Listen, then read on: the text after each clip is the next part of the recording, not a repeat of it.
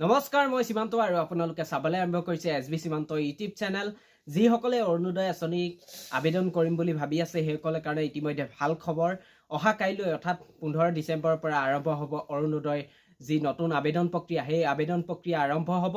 আৰু এই আবেদন প্ৰক্ৰিয়াত আপোনালোকে আবেদন কৰিবৰ বাবে আপোনালোকক কি নথিপত্ৰ লাগিব প্ৰথম নথিপত্ৰ লাগিব আপোনালোকৰ বেংক একাউণ্ট থাকিব লাগিব আৰু লগতে লাগিব আধাৰ কাৰ্ড আৰু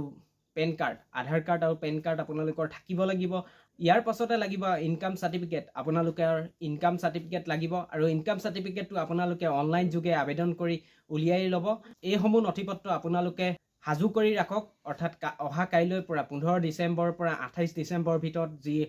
অৰুণোদয় নতুন আবেদন প্ৰক্ৰিয়া সেই আবেদন প্ৰক্ৰিয়া সকলো গাঁৱতে অনুষ্ঠিত হ'ব আপোনালোকৰ অঞ্চলৰ যি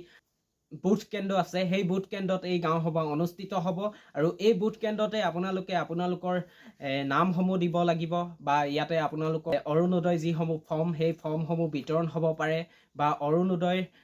বাবে যি আপোনালোকৰ যিসমূহ ডকুমেণ্টছ সেই ডকুমেণ্টছসমূহ আপোনালোকৰ পৰা জমা ল'ব পাৰে আৰু ইয়াতে ভেৰিফিকেশ্যন কৰিব পাৰে যে আপোনালোক পাবলগীয়া হয় নে নহয় ইয়াৰ লগতে আপোনালোকে যিসকলে অৰুণোদয় আঁচনি আগৰ পৰা পাই আছে সেইসকলেও এই অৰুণোদয় সভাত উপস্থিত থাকিব লাগিব আৰু আপোনালোকৰ নামসমূহ দিব লাগিব যেহেতু এই কাৰণেই আপোনালোকে নামসমূহ দিব লাগিব যিসকলে অৰুণোদয় পাই আছে সেইসকল ইতিমধ্যে সেইসকলৰ ঘৰত যদি কোনোবাই চাকৰি পাইছে তেতিয়া আপোনালোকে অৰুণোদয় আঁচনি নাপাব বা অৰুণোদয় আঁচনিৰ পৰা আপোনাৰ নাম কাট খাব আৰু আমাৰ গাঁৱে গাঁৱে বুথ কেন্দ্ৰই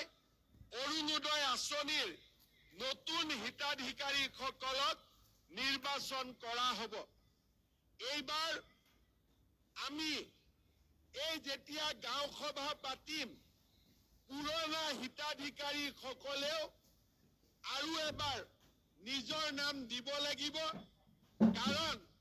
পুৰণা হিতাধিকাৰীৰ কাৰোবাৰ ঘৰত হয়তো চাকৰি পাইছে কাৰোবাৰ হয়তো আৰ্থিক অৱস্থা ভাল হৈছে আৰু কোনোবা হিতাধিকাৰী হয়তো আমাৰ এই পৃথিৱীৰ পৰা আঁতৰি গৈছে সেইকাৰণে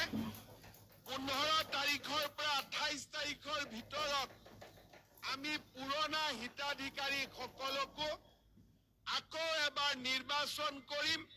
আৰু গোলাঘাট জিলাৰ গোলাঘাট বোকাখাট দেৰগাঁও খুমটাই সৰু পথাৰত অতিৰিক্ত কৰি আৰু 10,000 কৰি মহিলাক আমি অৰুণোদয় আঁচনি দিয়াৰ বাবে আমি হিতাধিকাৰী নিৰ্বাচন কৰিম।